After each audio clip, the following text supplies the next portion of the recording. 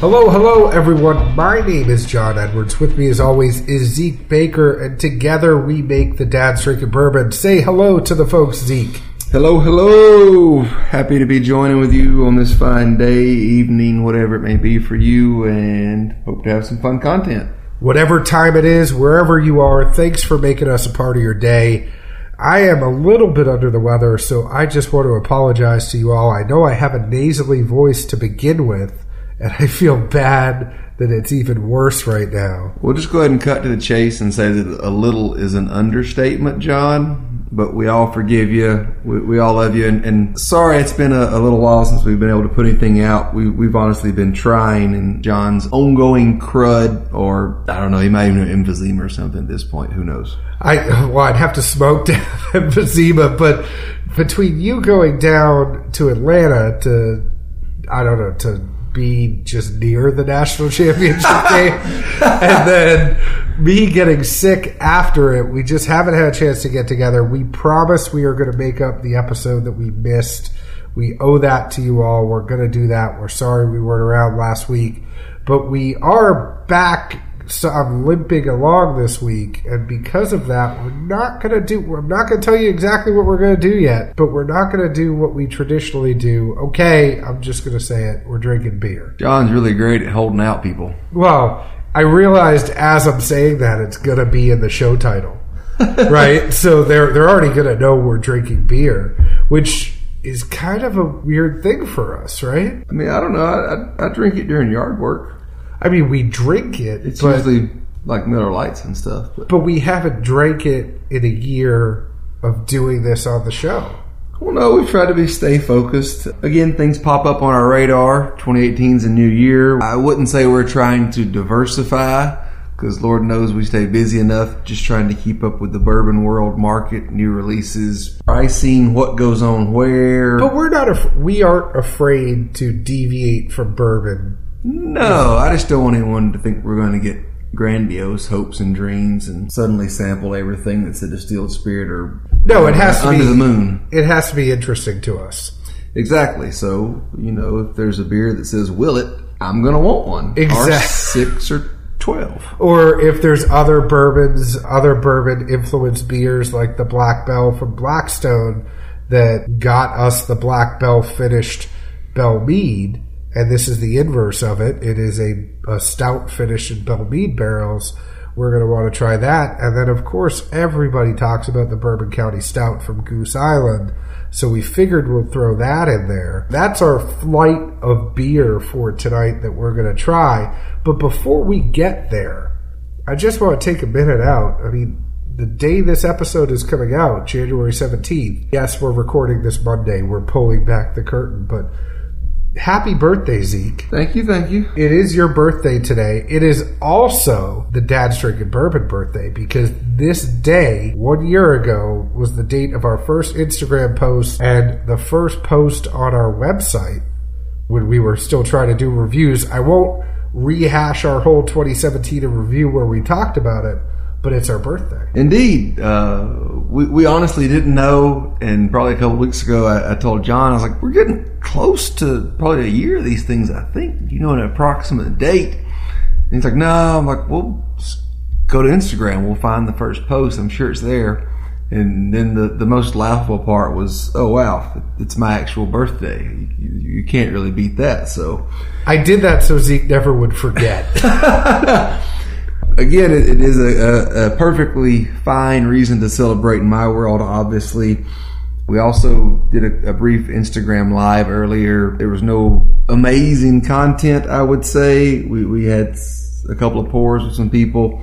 We just want to remind everybody we were here. Again, as John said earlier, the past 8 weeks between the holidays and other things have really pulled us away from what we would like to try and do. So we're trying to get back to our normalcy, foundations, roots, whatever you want to call it. The only, I guess, big to-do or part of the live that anyone would care to know about, this Saturday we will be having an impromptu Dad's Drinking Bourbon birthday party. Any information needed, please just send either one of us a direct message, whatnot.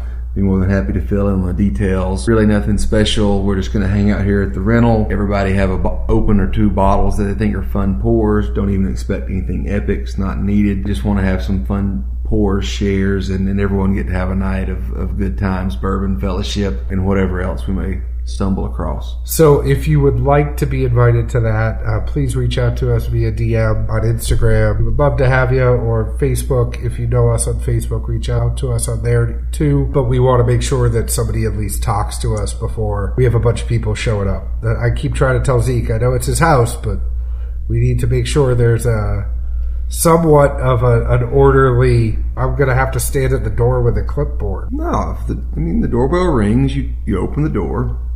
There's 1 or 2 open bottles of bourbon ready to be shared. I don't see what else you need to check for. What if 200 people show up? I think we're okay. We're going to spread it out throughout the evening. People have things to do. It's a Saturday. It'll be fine. All right. Well, we hope to see you all on Saturday. I don't know what time I will be there. I know Zeke has more of a hall pass than I do. I might be on baby duty and then come over, but both of us will be It's my birthday, and I have my mother coming into town, so I have at least somewhat of a leverage play. Shooting for roughly a 4 p.m.-ish. I'd say 5. Say 5, because then maybe I could get there by 6. Either way, it's still going to be an open door. Come and go as your schedule works. We obviously understand that everyone has other priorities and things they need to do, but really, if you're in the area, would love to just have anyone stop by and putting faces with names and sharing a pours. There's nothing more that we enjoy. But something else, that we should mention, because it's our birthday, Zeke, you brought a bottle of 2017 Old Forester birthday bourbon over. We poured ourselves a pour before this, and we might as well give ourselves a cheers. Happy birthday to you, and happy birthday to Dad's Drinking Bourbon. Salute. Indeed. Cheers to Slanjavar. To many more for both. Exactly. No, cheers, my friend. We were lucky enough to stumble upon one of these, and having the birthday in mind, I couldn't think of a better pick to grab. Both of us just enjoy over the course of time as we look back and hopefully smile and laugh at some fun days. Absolutely agreed. And we did have this birthday bourbon before. We put it up against that Early Times bottled in bond and the Old Forester bottled in bond. For some reason, it just tastes better coming out of the bottle. I think it's just the fact it's our birthday. That too. We made it a year, and people still seem to enjoy what we do. I hope so. We never know. We never know, but we hope you enjoy what we do. Let's do what we do. Let's talk about these beers here for a second. The Bourbon County Stout, it's going to cost you anywhere between $15 to $20 a bottle.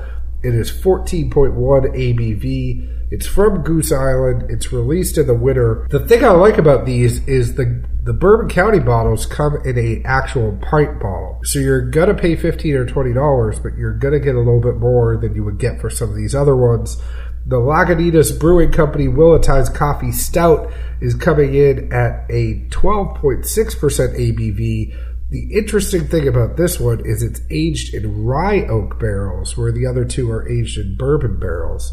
Last but not least, we have the Black Belle. It is 9.5% ABV. It's from Blackstone Brewing Company here in Nashville, Tennessee, and it spent 8 months in Bellmead bourbon barrels before it's actually released to everyone. So this one, they're all stouts. The Willettized is a little bit of a coffee flavor. Bourbon County does do other flavors to theirs as well. They have some other expressions in the Bourbon County Stout line. And Black Belle does have a coconut flavor, which I'm told is even better than this one. So there are other ones that are out there. Lagunitas, I don't know what other stouts they do. Sorry, me either. I'm very beer naive.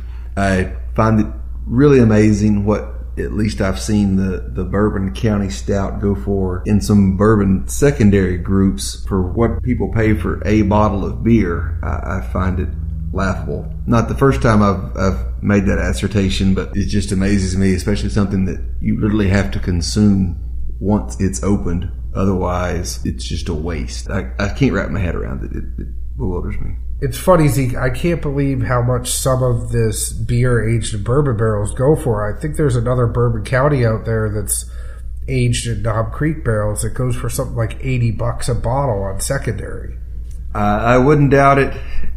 Even more laughable, I've got some friends that are bigger into beer, and for anyone that saw our post over last weekend when I was in Atlanta and some good pours, the good friend there was bigger into beer before transitioning to bourbon.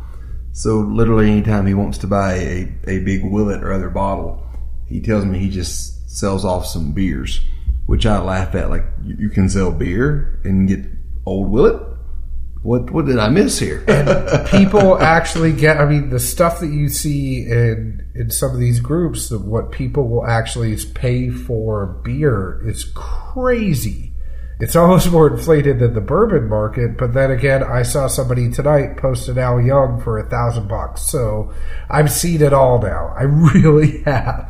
Well, again, to me, I just can't wrap my head around. As soon as you pop it, you have to go to work on that thing. Yeah. We could crack a bottle of bourbon and either one of us go bunker it and 10 years later come back.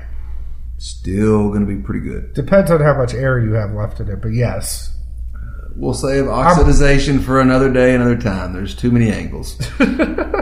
We will try not to deviate too much. And with that being said, anything else any other loose ends we need to tie up, John, before we dive into some extremely dark beers?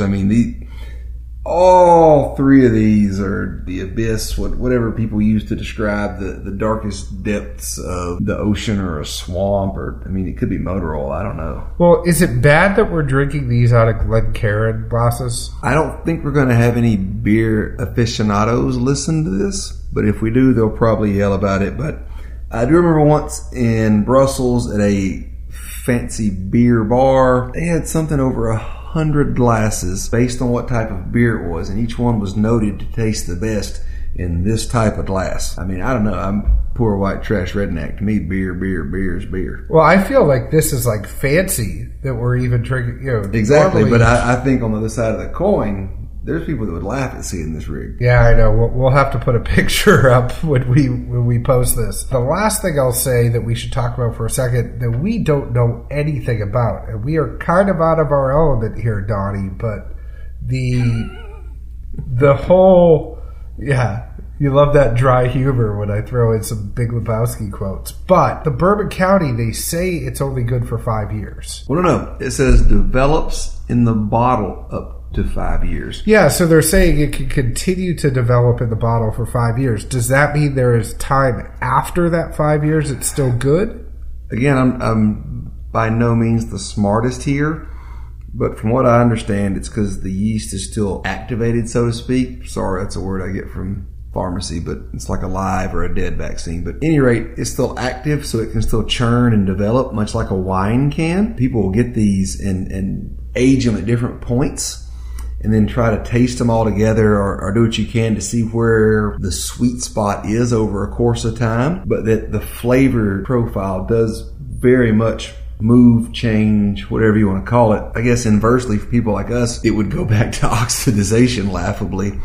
Some folks say, once you get 50% left in a bottle, it needs to be done. Kill it. I had a friend that was at the Georgia game. He owns some restaurants in Nashville. He told me they don't want to keep a bottle of bourbon more than a year because supposedly it's bad after that year. I laughed at him. I told him I've had things that after a year tasted better than they ever had. Do I know this friend? No, it's the guy I went to school with.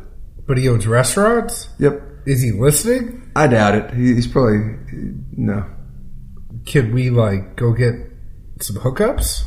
If you're in Louisville and you want to... Oh, I thought you said he has restaurants in Nashville. No, he's in Louisville. Has some restaurants there. If anyone's there, I can recommend a lovely spot. Well, we should go up there and go to his restaurants and then go to some distilleries. That's fine. The last time I was there, I had at least 2 or 3 different of the Pappy line. It was even on the house, so, And I wonder if he would get rid of those bottles after a year and then say we could take them off his hands. I don't know. Like I say, we were at a football game and focused on more important things that were cheaper spirits, but we will revisit oxidization at some point, I promise. Perfect. We'll get some scientists in here. We'll get actual people that can help us. So we're not doing this blind tonight because we are absolutely out of our element. This is new to us. Although we've tasted beer before, we've never actually done a beer tasting like we would a whiskey tasting. I think this is where it's new to us, right? We haven't put these up and really tried to compare. Have you done that before? I haven't really done that with beer. Not that I know of. I'm not a big beer person. So we're not doing this blind, is all we're saying. We have the Black Belle first, then the Bourbon County, then the Willettized Coffee Stout. So let's go for the Black Belle first. We don't really have to nose this, partly because my nose doesn't work right now, but also because I don't really think you're going to get sensory on the nose. I mean, again, I think the beer people would probably scoff at the notion. Remember that beer that the people left from PA forever ago that was in the funky looking can where the whole top popped out so you could get a nose out of it? Oh, really? Well, you're going to have to be my nose for today because I'm really... As long as I don't catch that pleurisy you have or whatever, I'm okay. No, it's the plague.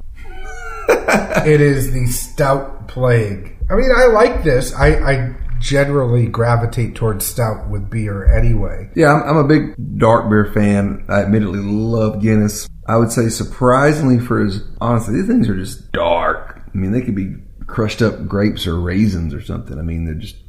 There's no color coming through. These are light. But I will say the Black Belle is a very light tasting beer to me. It's not heavy in any sense. And that's probably because it's got the 9.5% ABV. So when we get to the Bourbon County Stout next, which is 14.1, I would expect to see a little bit of a difference in that compared to this one. But it's very light, enjoyable.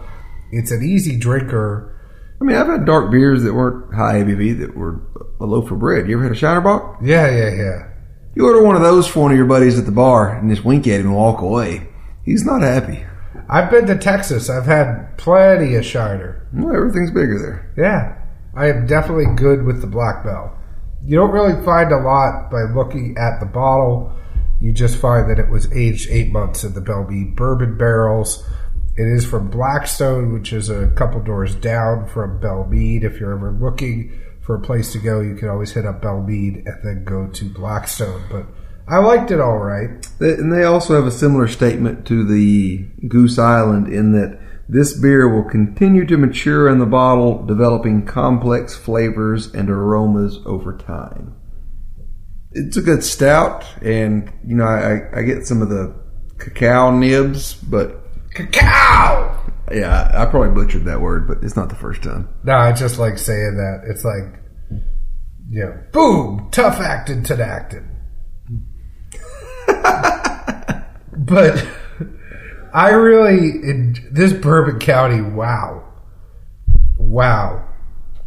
I've since moved on. I don't know what else we were going to say about the Black Belle. I mean, I think we got to come back to it at the end.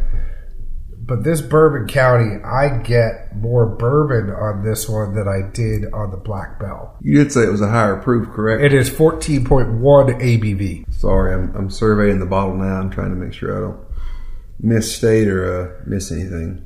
No, it's 14.1 ABV. Oh, wow. Here's the best statement ever. Contains wheat. Taters. Where are they?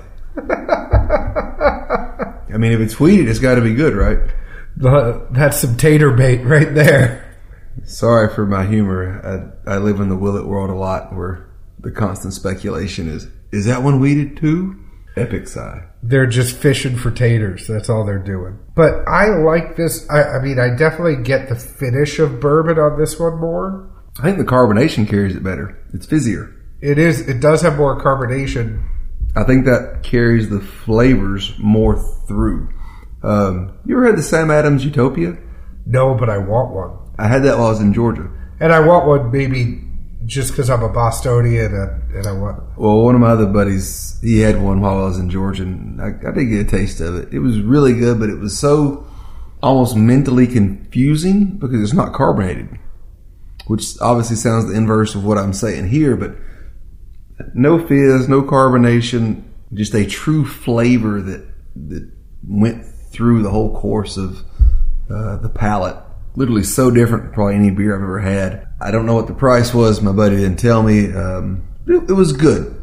It's $200 for a bottle. Whoa! I should have waited until you were taking a sip before I said that to you. I don't know if it was that amazing, but it was really good. Well, it is.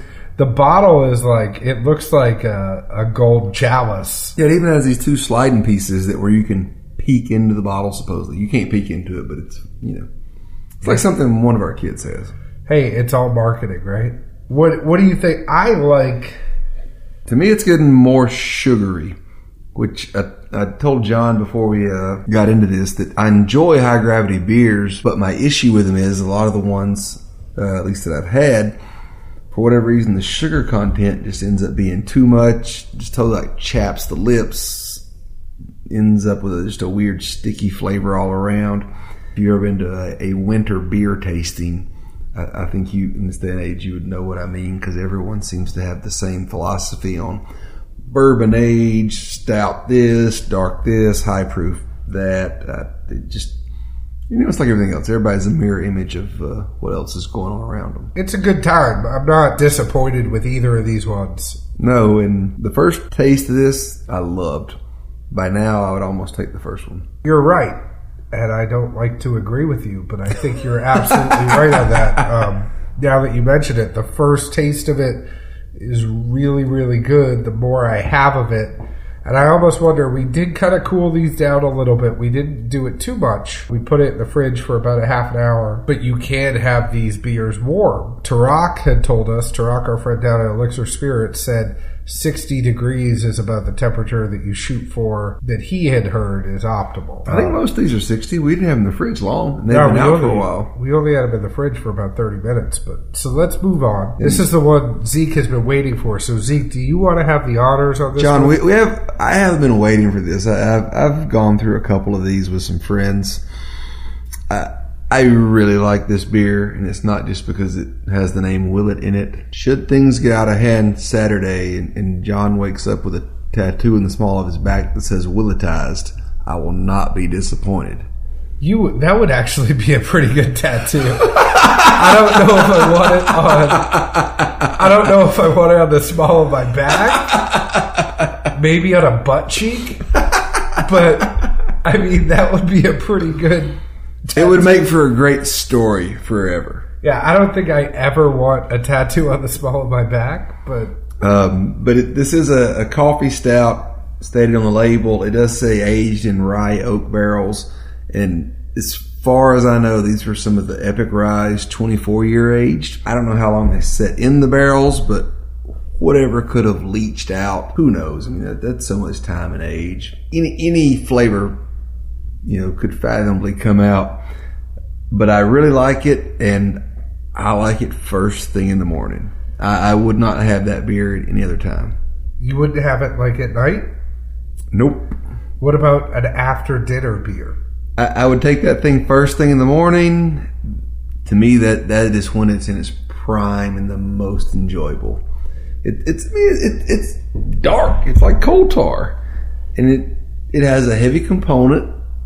It's not a Shiner Bock again, which I'm not trying to pick on them, but I can't think of anything that's a heavier loaf of bread in a bottle. But to me, beers like that are best in the morning when you're spry, you're chipper, you're full steam ahead. You have that after a full meal, you can't even drive the car home. Well, I'm not saying you're out. I'm saying you're home. That's out. That's your after dinner drink. There's some fancy French word for it that I don't know, but it's you're getting ready. You might be moving over to bourbon, but you have that after dinner drink. Some people have a port wine. Maybe you have a Willettized Coffee stout. I mean, it's not French, but in my world, is this the chance of the one night per month us dads get to have the hubbity-dubbity?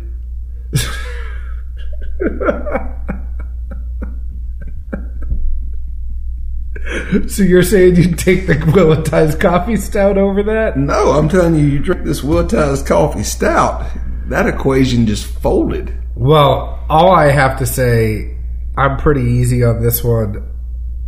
And I'm not just doing this because you're here. And I might surprise people with this, but right now, after having the Willettized Coffee stout, I love that coffee taste to it. I think that coffee taste puts it to another level. It's not just the regular stuff that's in there. I think that's where I'm starting to see where people really love that coconut Black Belle. I wish I had a coconut Black Belle to compare it against. But right now, I would have to put the Willettized Coffee Stout, then the Black Belle, then the Bourbon County. Now, if the Bourbon County sustained that first sip, I would put Bourbon County over the Black Belle.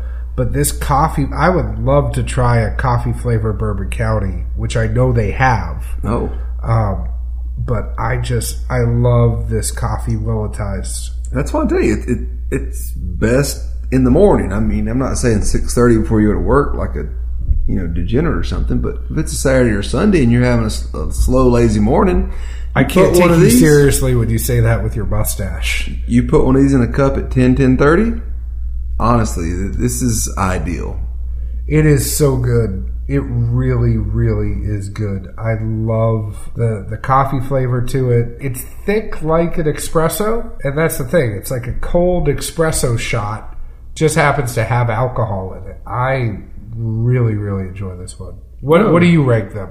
I was the same way, honestly. The Bourbon County was good. That first pour really had a jolt to it. As the fizz fell off and the sugar became more prevalent, I just can't really get behind those anymore for whatever reason. I guess if nothing else, just being at beer festivals and trying not to have a chapped lips over 3 hours, it's frustrating. So that's where I would end up leaving that. I guess that's my best thought there. Well, we both brought chapstick for this one. I think that's going to close us out. You can find us on Facebook at Dad's Drinking Bourbon. You can find us on Twitter at Bourbon Dads. You can find us on Instagram at Dad's Drinking Bourbon. You can also find us on Apple Podcasts, Google Play, Stitcher, Podknife, your favorite podcast provider. We really appreciate everything you do for us. Please leave us a 5-star review. Tell us what you like about us. And if you really want to help us, tell a friend to listen to us. That's one of the best things you can do. Word of mouth. Other people say that, hey, we like these guys, does more for us. We are so appreciative over everything you guys have done for us for the past year, more so than you would ever know. We really, really have enjoyed this journey with you guys. Zeke, what do you have to add to that? I would say most importantly, if you're in the Nashville, Tennessee area on Saturday afternoon, evening, late night, whatnot, you are more than welcome to join with us. We would love to share a pour or pours with you. Love to put faces with names, handles, whatever you want to call it. We just love the sense of community and enjoying what we enjoy with other people that have the same philosophy. So send us a message either on Facebook or on Instagram. Let us know that you would like to come on Saturday. We'll give you more information.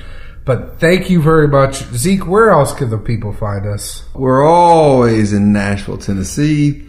Always open door policy. And other than the fact that the snow seems to be coming down right now, we're here and available. Let us know. Real honestly, there's nothing either of us enjoy more than getting to meet people and share some pours with them. That's the truth. And cheers. We will talk to you all next week. When we're 1.1 year old.